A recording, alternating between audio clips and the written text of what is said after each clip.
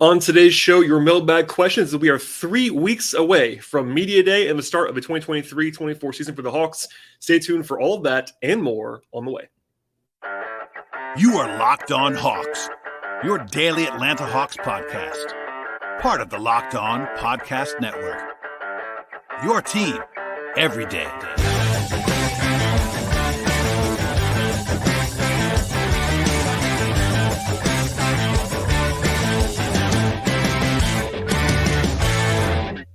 Hello, friends. Welcome to episode 1548 of the Locked On Hawks podcast. I am your host, Brad Rowland, coming to you on a Monday here in mid-September. And today's show, we'll be diving into your mailbag questions. But first, I should tell you to make us your first listen each and every day here at Locked On Hawks. Please subscribe to the show and check us out anywhere you get your podcasts, places like Apple and Spotify and YouTube.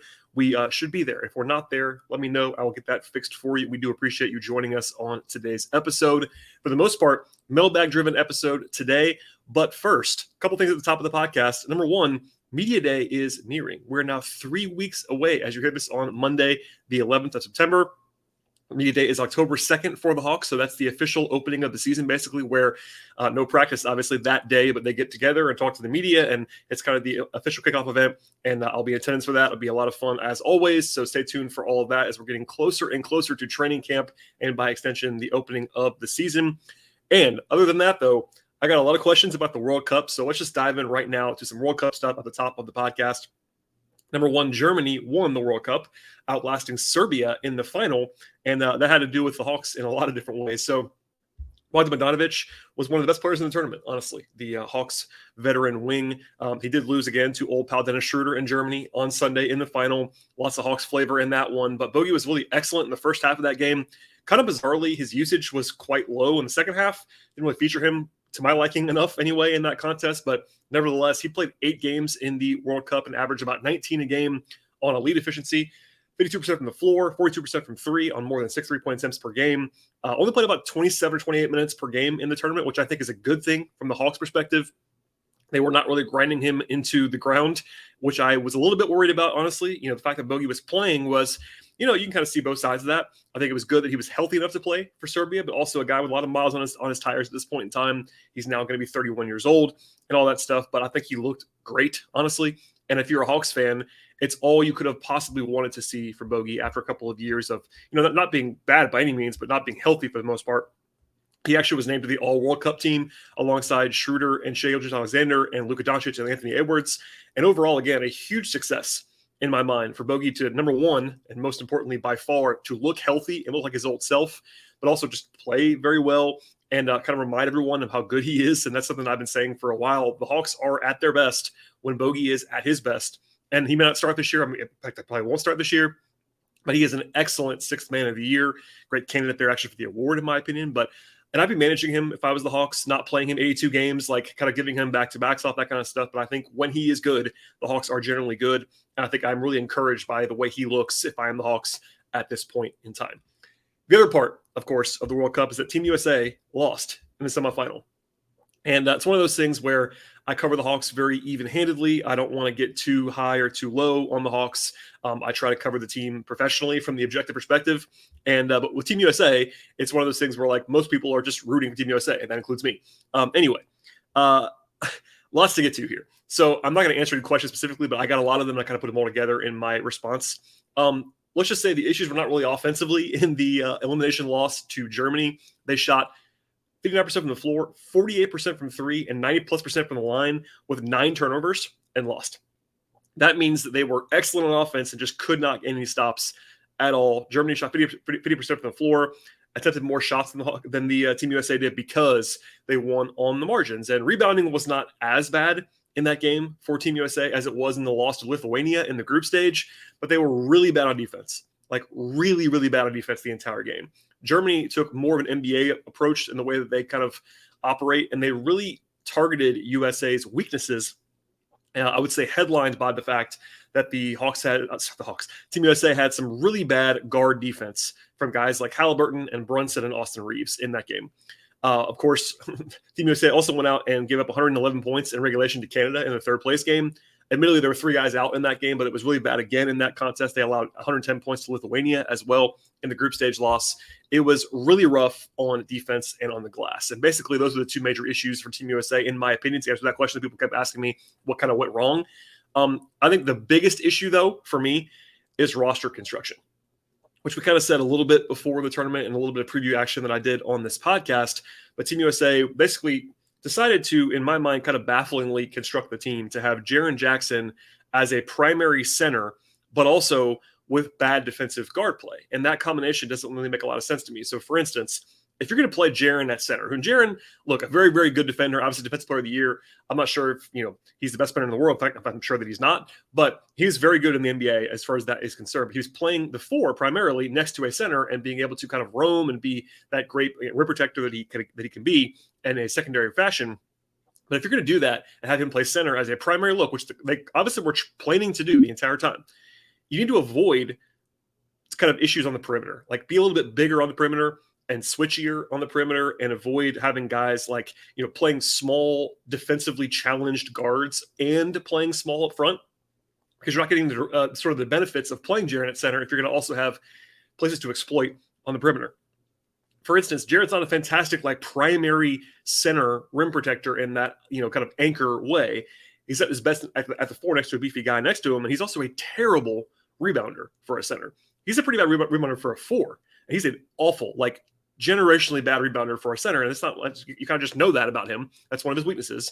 So Team USA playing really small other spots does not really help with that weakness, necessarily. They're playing smaller guards.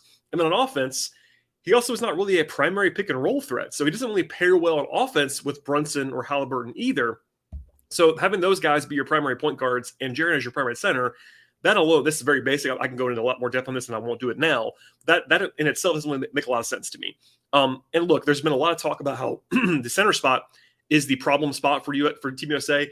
That is obviously a real thing. I'm not dismissing it. But the solution isn't just to play small without a plan whatsoever. Bobby Portis is not a player that I would be carrying on Team USA. I don't really understand that selection. They didn't really use Walker Kessler until it was too late. Paolo Banchero has great size, but he's not a great defender at this point in time. And was playing kind of a different role than he's used to playing. I could do an hour on this probably, but I do think that roster construction was the major overriding issue for Team USA, much more than it was with player performances or coaching performances. I think Steve Kerr didn't have a great tournament, let's just say that, but I don't think that was the primary issue, nor do I think it was guys playing poorly. Jaren rebounding issues got a lot of attention, but that's not something he's good at. I think they could have won it anyway with the guys they had, and there were some performance issues for sure, but I generally speaking believe that they probably should just play more like an NBA team, play more pick and roll, play more with an actual center. And if you're going to go with Brunson and Halliburton, I'm not picking on those guys, they're good players, but if you're going to do that, you might want to actually build the team to accent their strengths, which the Team USA absolutely did not do. So last thing here, I got a couple quick questions about whether Trae Young would have helped Team USA. I personally think that Trae would have been the best guard on the roster, and I said that before the tournament even started. Now, I don't believe that it's crazy to believe that Halliburton is as good as Trae. That's fine. I'd rather have Trae, but I always get it. I am pretty firm on Trae being better than Jalen Brunson. I think the competition there has gotten off the rails. And obviously, Austin Reeves is a different thing. He's more of a 2, but he was quite bad defensively when it mattered for Team USA. And obviously, Austin Reeves is a good player, but he got so much attention, it was kind of insane over the course of the last couple of weeks. Anyway, obviously, Trae's defense would not have helped things, but I do think that the defensive performance from guys like Brunson, Halliburton, and Reeves was not very good anyway. And look, the Germany game, when they lost, when it actually mattered, I don't know how much Trae would have helped in that game because, look, they scored at will, and then defensively, it was a catastrophe. So if they're not going to change the way they played, that's the primary thing. Again, not to repeat myself too much, but it was the way they played and the way they constructed the roster much more than not having Trae. But I do think that, if they had just chosen to bring Trae and actually given him a primary role, I think they would have been better off doing that. And I'm, of course, on record saying that Trae should have been there. He wanted to play. He's a really good player and arguably would have been one of the best guys on the team. So anyway, all that to say, It was frustrating. I know, like my mutual friend Tyler Jones has been on the show many times. Has been frustrated about this. We'll probably talk about it at some point when he comes back on the show later this month. But yeah, it was maddening. If you are a fan of Team USA basketball, I think roster construction. There's a tie in there with Grant Hill, who's of course a Hawks minority owner. He did not do a good job, I don't think, with Team USA. All that stuff. By the way, as I'm recording this on Monday, apparently the roster may not be an issue for 2024 in the Olympics. Number one, I never really worried about that because the Olympics are the time when like the real guys come to play. That's basically the way I would put that, not to diminish anybody that played this year. But on Monday, The Athletic reported with Shams Charania and Joe Varden that LeBron is planning to play and looking to bring a group that includes like Steph and KD, Anthony Davis, and Jason Tatum. That's not a huge surprise. Basically, if you look at the rosters from the Olympics versus non-Olympics over the last 25, 30 years, the Olympic teams are almost always, without exception, much better than the World Cup teams. And that was going to be the plan again. And especially because they lost, I think guys want to go out there and be like, all right, let's not do this again. Let's go win. So I think if they bring everybody, they're going to be a huge favorite to win, and they probably will win the Olympics, but we'll touch on that later on. It's only a year from now, which is always weird with the way the World Cup works. But alas, that's enough Team USA talk for now. And after a quick break from our sponsors on today's podcast, I'll be talking much more about some Hawk stuff, answering your questions. So stay tuned. Be right back. Today's show is brought to you by Ibotta. You're probably taking that vacation you've been planning all summer long, but also dreading everything you actually have to buy before you leave on that vacation. It is long past time to stop spending your hard-earned money without getting anything back in return, and that means using Ibotta. Ibotta gives you cash back on a lot of different grocery items and produce and personal care and pantry goods, and that way you can make sure that you're beating inflation no matter what you happen to be purchasing. Either link your loyalty account right now, upload your receipt after you shop, and get your cash back. It's just that easy. The average user with Ibotta earns $120 per year, covers the entire cost of a shopping trip, or maybe cash back on a flight you've been eyeing, or maybe that game you're trying to go to, fancy dinner, etc., etc. Other apps give you points that don't actually amount to much. With Ibotta, though, you get real cash back. You can cash out to your bank account, PayPal, or to gift cards. You can earn cash back on hundreds of different online brands, retailers as well. With Ibotta, that includes places like Lowe's or Macy's or Sephora or Best Buy and more. And right now, Ibotta is offering our listeners $5 for trying Ibotta by using the promo code LOCKED when you register. Go to the App Store or the Google Play Store right now. Download the free Ibotta app and use promo code LOCKED when you get there. That is IBOTTA in the Google Play or App Store, and use promo code LOCKED. Check out Ibotta today.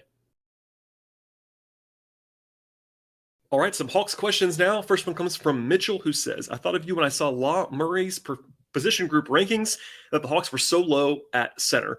Do you believe that they're a top group at that position, or is it not? Is it more like what Murray had in his rankings? So I'm reminded sometimes not every podcast is someone's first podcast. So I will be the first to say that I've shared this theory of belief before, but I'll say it again. The Hawks, in my mind, have at minimum, a top, 8 to 10 center group in the NBA. Basically because they have two starting centers. I'm not saying Capella is a top 8 center, because he's not. But because Okongwu is so good, I have argued in the past that the Hawks, you could argue the Hawks are as good as anyone in the league at center outside of maybe teams that have Jokic and Embiid on them because they're so good. So anyway, I wouldn't argue with a couple of teams after that, of course, but Law Murray from The Athletic did, I guess a couple of weeks ago now almost, did a different concept. It kind of ranked the position groups instead of actually ranking the players. So I'm not going to go every single position. It would take too long. The question was about center, but in general, I think the rankings from Law were a little bit too focused on the starters, which I understand. That's kind of, that does matter. I mean, starters play a lot of minutes in the NBA, but especially at center where guys don't generally play 35 minutes a game. Obviously, the top guys like Embiid and Jokic do, but most guys who are even good at center don't play more than 30 minutes a game. It's just a tough position to do that. So I think even more so, it's cut and dry that you want to have depth at center. And to the question, I do believe the Hawks were ranked quite a bit too low on that list from Law Murray. And again, to the concept of every podcast being somebody's first podcast all the time, I am not a homer. I'm not someone who is going to come on here and yell scream about the Hawks that they should be higher on every list. I cover the team objectively, and I firmly believe the Hawks are too low on this list. So for some context, the Hawks are 14th in Law's rankings at center. I just don't quite get that, honestly. So for some examples here, I'm going to go through some teams that are ranked ahead of the Hawks. The Raptors are 13th. I don't understand. Jakob Poeltl is their starting center, and then behind that, they have Precious Achiuwa or Chris Boucher or both. For one, I believe Capella is better than Jakob Poeltl, even if you don't believe that, it's fine. I think Capella's better, but that's okay. The gap between Okongwu and the rest of the options for Toronto might as well be, the Mississippi River, it's a massive gap. So that's a pretty absurd ranking in my opinion, not to pile on, but I think that's not even close, to be honest. Brooklyn is 12th. This is not as bad as Toronto, but I think it's still not great. Nick Claxton is a very good player. If you want to think that he's better than Capella, that's fine. Go ahead. But Okongwu versus like Day'Ron Sharpe for 20 minutes a game, like not even close. So I would take the Hawks pretty clearly there. Boston's 11th. Actually, Boston should be higher on this list. Similarly to the Hawks, like I don't understand how Boston is 11th because they have Porzingis, Al Horford, and Robert Williams. That's one of the teams that I would actually argue may be better than the Hawks because they have 3 really good options. Porzingis, I'm not the biggest fan, but he was very good last year for Washington.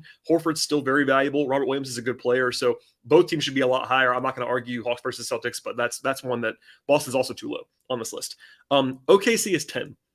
I don't really get. I guess I get it, the hype cycle. Like, look, I'm very high on Chet Holmgren. But he's not ever played in the NBA. So it's incredibly silly to have him this high, especially because behind him they have like Arkansas Jalen Williams, solid player, but not like a game changer. They have some depth, but like nothing crazy. Like, you know, in a present day ranking, OKC has no business in the top 10 at center. That makes no sense at all. Like Chet might be good as a rookie, but we don't know that. And rookies, I know he's not really a rookie, but still his first year playing. I don't get that one at all. That's too high. Chicago is 9. It's Nikola Vucevic is a very good player. He's very flawed, but a good player. Back up behind him is Andre Drummond. I personally would rather have Capella than Vucevic. I'm sure that's not going to be a universal thing, so we'll call that fairly close. But then Okongwu is a lot better than Andre Drummond in 2023, like not even close. So I'd rather have the Hawks there. That one isn't as bad because, you know, Drummond's a real backup. Vucevic is a good player. So that is not as absurd as Toronto, for instance, or even Brooklyn. But I would still have the Hawks ahead of Chicago. I'm not going to go the entire list, but another team I'll at least bring it up, the last one I'll talk about now, is Indiana at 7. Like Miles Turner is very good, and I'm sure that's why they are this high. But the backups for the Pacers are Jalen Smith and Isaiah Jackson. I think I'll just say this. I think firmly the difference between Capella and Turner, if you want to have a difference there, is smaller than the difference between Okongwu and Indiana's backups. So anyway, it might just be a philosophical thing, but I would very, very, very clearly have the Hawks much higher on this ranking than Law does. And by the way, I'm not picking on Law. Like, it's a very hard list to do, especially when we're talking about position groups. And he did reference this. If you want to, I definitely encourage you to read this entire thing because he does talk about the fact, and he's right, that like positions are kind of antiquated. And like, I would never even do this list. It's like really hard to go position by position. Like, it's part of the reason why I'm not going through all of it with the Hawks, because like, how do you compare shooting guards? Like who qualifies? How do you do all that? I think the 2 spots that are pretty easy to do would be point guard and center.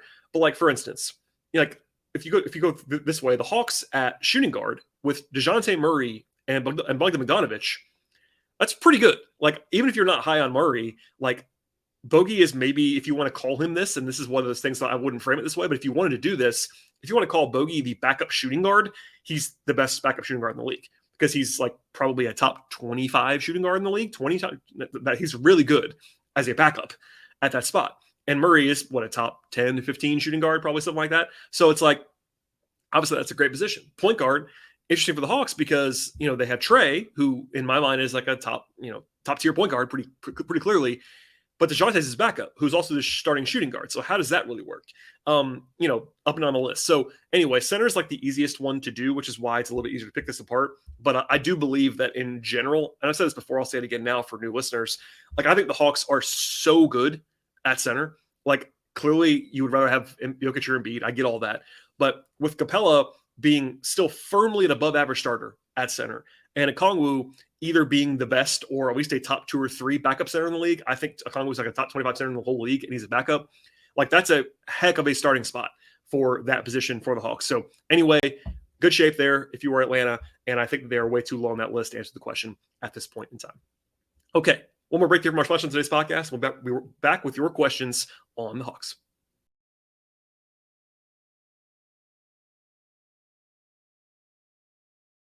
All right, and these last 2 questions are kind of related, so I'm grouping them together a little bit. Question from the therapist who says, I've been thinking it makes more sense to bench Dre and start Jalen and Bey. I think defensively and offensively, it makes everything work better. Thoughts? Good question here for sure. One that I'm getting a lot of, actually, in different forms from Hawks fans.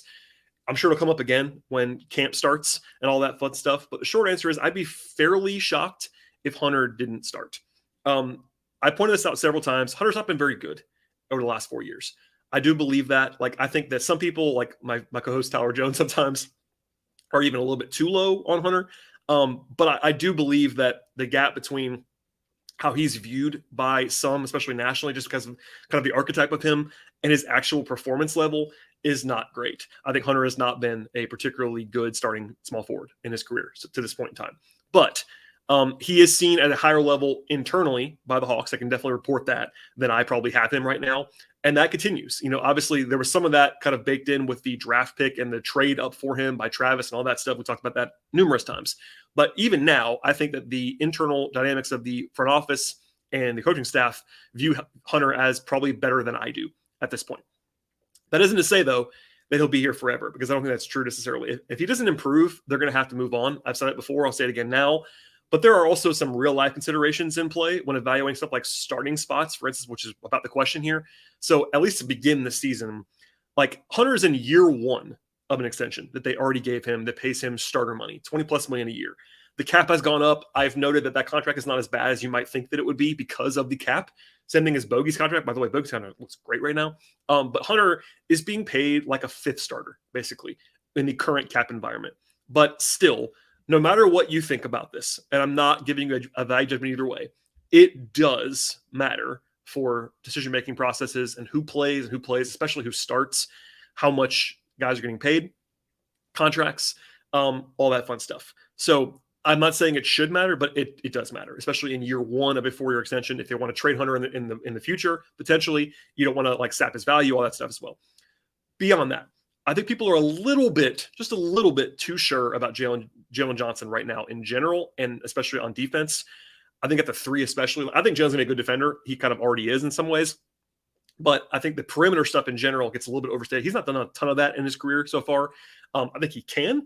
I think the tools are fantastic there, but he's going to have to learn a lot more about how to play perimeter defense, like how to navigate screens. If you're going to ask him to do that, and I'm not sure they're going to, but if they're going to ask him to be like the primary wing defender, that requires being a lot more like apt in screen navigation and all that fun stuff. So anyway, I do think that Jalen and Bey do make a ton of sense together as a forward pairing in a vacuum, because Bey is a good spacer who has defensive concerns and kind of athleticism concerns, while Jalen is a great athlete. He's very rangy, good passer, all that stuff, and then defensively very good there. So I think that is kind of what the question is suggesting, and I totally agree. Like those guys do make sense together in a general sense.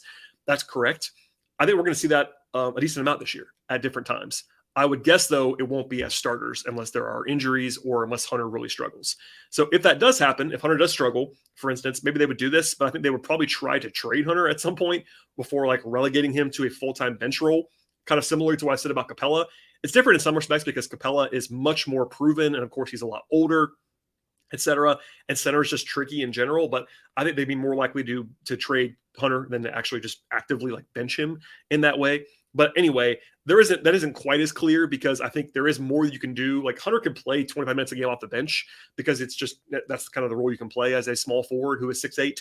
Can play a little bit of 4 as well. But anyway, I think it's a big year for Hunter in general, and that's something what the question was asking. But if he doesn't play well, they got to figure out something else there in general, and maybe it will be Jalen and Bey long term. And I think that for the most part, from what I hear, and again, camp has not started yet, so this is a little bit, I'm going to be open about the fact that we don't know this just yet with Quinn, but I think that the Hawks have always still treated Jalen much more as a power forward than as a small forward, and Bey, I think, is more of a 4, because Bey can't really defend in space. So those guys are kind of both closer to the 4 spectrum on the 3-4 spectrum, and that's kind of why they're the incumbent options at the power forward spot.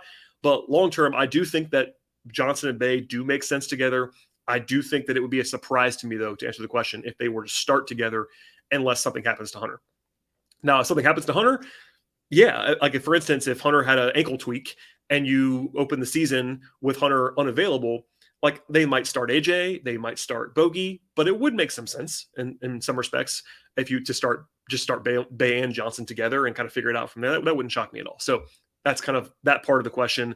The other one comes from Zach Goodman, who says, from what I can tell, last season, we somehow had no minutes of Young, Murray, Griffin, Johnson, and Okongwu together. I assume the front office thinks that is the lineup of the future based on what they've invested in those guys, although that could change. Do you think Quinn will have any pressure to see what that lineup can do? And is there enough shooting and defense to hold up? Blah, blah, blah, blah, blah. Anyway, long question, but a great one from Zach in a lot of ways. I am very sure, in fact, I know this to be the case. Hawks fans dream about that 5-man unit. And again, just to read it one more time, that is Young, Murray, Griffin, Johnson, and Okongwu. And he's correct, by the way, in asserting that lineup did not play at all last year, which is crazy in some respects. But honestly, it didn't even get close. So that lineup with Hunter in place of Johnson played a total of 9 minutes. That lineup with Hunter in place of Murray played 4 minutes. That lineup with Bey in place of Murray played 4 minutes. So not even really close to that lineup at some point. That's basically nothing. Part of that is that Griffin and Johnson didn't play that much last year. And when they did play, they kind of alternated with each other in some respects. And also, when they also got out there, it was without Trey and DeJounte. Like, you were not going to see both guards plus those two young guys at the same time. And part of that as well is that the Hawks were pretty healthy last year. So anyway, back to the question. Is there pressure on Quinn to see what that lineup can do? I would say no to that in general. I think Quinn has autonomy to do what he thinks is best long-term for the most part, and he won't force a specific unit. I do think, though, that like in a vacuum, would it be interesting to see that lineup? Definitely yes. And I think that in general, starting lineups, if I repeat myself on this a little bit, my apologies, are kind of overrated. And I do think that, like, yeah, if you're dreaming about the Hawks in like the best case possible scenario where Griffin and Johnson and Okongwu all have their ceiling outcomes, like, yeah, that definitely works in a lot of ways. But you will see, I believe, I'll be shocked if we don't see that lineup at some point this year. For one thing, it's easier to do that now because John Collins is not there, who's playing 30 minutes a game at the 4 spot. And also, I think, generally speaking, Jalen and AJ, especially Jalen, will play more minutes this year. The lineup itself. Shooting and defense questions are reasonable here. It's also a microcosm of the whole roster where I've said this a lot this summer with Glenn and other places. It is kind of hard to build a lineup or even multiple lineups with this team that have enough shooting and enough defense. That's probably the overarching question with this team in general. And part of that is the guards. And that's kind of the reality of the situation. But the theory, generally speaking, that people have, and it makes sense, is that Okongwu will hopefully provide more space either as a shooter or as someone who can run some DHO stuff than Capella. And obviously, I agree with that in general. I do think that there are some people that are getting carried away with Okongwu as a shooter right now. We just don't know that to be true. I think he will. I've always said, dating back to the draft, that I believe that Okongwu at some point will shoot. But he's not done that so far. I know there was a little bit of that second half of last year. That's good to see. But people are like acting like he's already a shooter, and we don't know that for sure. But I do think that obviously he's going to provide more space than Capella does. That's a very low bar to clear, but certainly true. But the questions with shooting are real. That 5-man group does have 2 definite plus shooters in Trey and AJ. Plus Murray does get guarded. He's not a great shooter, but he gets defended like one. I think, though, they're still below average as a shooting lineup right now when you factor in what we already know. Again, know versus believe, but definitely know about Okongwu. Plus Johnson is a below average shooter. And Murray's just okay, obviously. Now, that's not a disaster. Like, you can play that lineup for sure on offense. But they're going to need some improvement from either Onyeka or Jalen, or hopefully both, as spacers to kind of maximize that group as a shooting group. Defensively, it's interesting because we kind of know that Trey and DeJounte as a pairing is below average. Part of that is Trey, but DeJounte, as I've talked about a lot, was not great last year, and they're also just inherently small.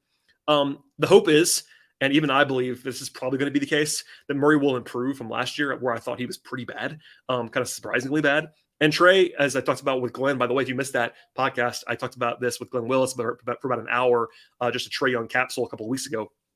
I think Trey has already improved defensively.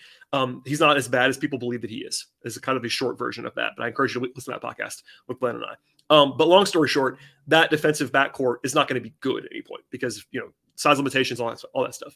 I think AJ will be fine long-term as a defender, but right now is not very good. He's definitely below average especially at the 3. I think he'd be a below average defender at this very moment. So there's some heavy lifting that has to happen in the front court to kind of offset that. Now, Jalen Okongwu has the potential to be an awesome defensive front court. Like, I don't want to be awesome. That definitely helps. Jalen's rebounding and his size next to Okongwu makes a ton of sense. There's a reason why the Hawks like to keep those guys together in the last year or so. Part of that is that Jalen and Capella don't really work at all. But I think Jalen is a great complement on defense and with his size to Okongwu, because he provides that. He's like a legit 6'10", with length and rebounding that Okongwu kind of needs next to him. I do think, though, rebounding will be a question with this 5-man group, because, Jalen's a great rebounder, but Okongwu was below average at center probably as a rebounder. AJ was a really bad rebounder kind of sneakily last year. I don't know, he's a rookie. I don't really worry about that too much, but he was not very good there. And you have, of course, the 2 small guards.